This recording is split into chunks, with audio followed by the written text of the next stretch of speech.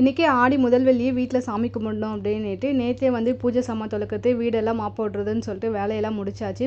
காலையில் ஹஸ்பண்ட் கிட்டே மா இலை இல்லைன்னா வேப்ப இலை மட்டும் கேட்டிருந்தேன். அவங்க வேப்ப இலை எடுத்துன்னு வந்து கொடுத்துருந்தாங்க. ஸோ அதையும் வந்து கழுவி எடுத்து வச்சுட்டு அங்காள் அம்மனுக்கும் லட்சுமி தாயாருக்கு மட்டும் இன்றைக்கி மல்லிப்பூ போடலான்னு சொல்லிட்டு ஒரு 2 முழத்துக்கிட்ட வாங்கிட்டு வர சொல்லியிருந்தேன். ரேட்டெல்லாம் ரொம்ப ஹையாக இருக்குன்னு சொல்லியிருந்தாங்க. சாமி படத்துக்கெல்லாம் பூவெல்லாம் வச்சு விட்டுட்டு வாசல்லையும் வந்து வேப்ப இலையும் கட்டி விட்டுருந்தேன். வாசலில் என்ன தான் வேப்ப இலை கட்டி விட்டாலும் அங்காளம்மன் கிட்ட வந்து ஒரு கொத்து வேப்ப இலையும் ஒரு எலுமிச்சம்பழமும் வைக்க சொல்லுவாங்க. அவங்க கிட்ட அந்த வேப்பிலை எலுமிச்சம்பழம் வைக்க சொல்ல நல்ல ஒரு வாய்ப்பாக இருந்தது. எனக்கு அவ்வளோ நிறைவாக இருந்தது.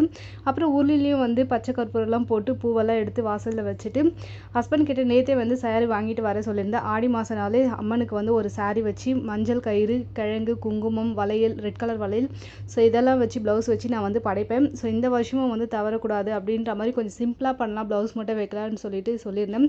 இல்லை நம்ம செய்கிறோம் ஒரு சாரியை வச்சு பண்ணிடலாம் அப்படின்ற மாதிரி ஹஸ்பண்ட் நேற்றே வாங்கிட்டு வந்திருந்தாங்க. நான் எப்பவுமே பூனம் சாரி தான் வந்து வைப்பேன் சாமிக்கிட்ட.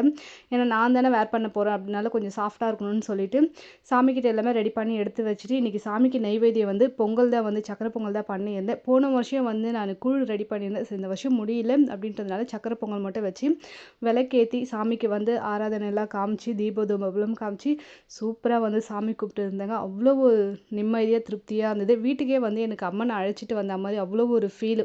ஏன்னா இந்த ஆடி மாதம்னாலே அப்படி ஒரு ஸ்பெஷல். அதுவும் அம்மன் கிட்ட அந்த வேப்பில வச்சு எலுமிச்சம்பழம் பார்த்தாலே செம வைபாக இருந்தது. உங்கள் வீட்டில் ஆடி மாதம் ஸ்பெஷல் எப்படின்னு சொல்லிட்டு மறக்காமல் சொல்லுங்கள்.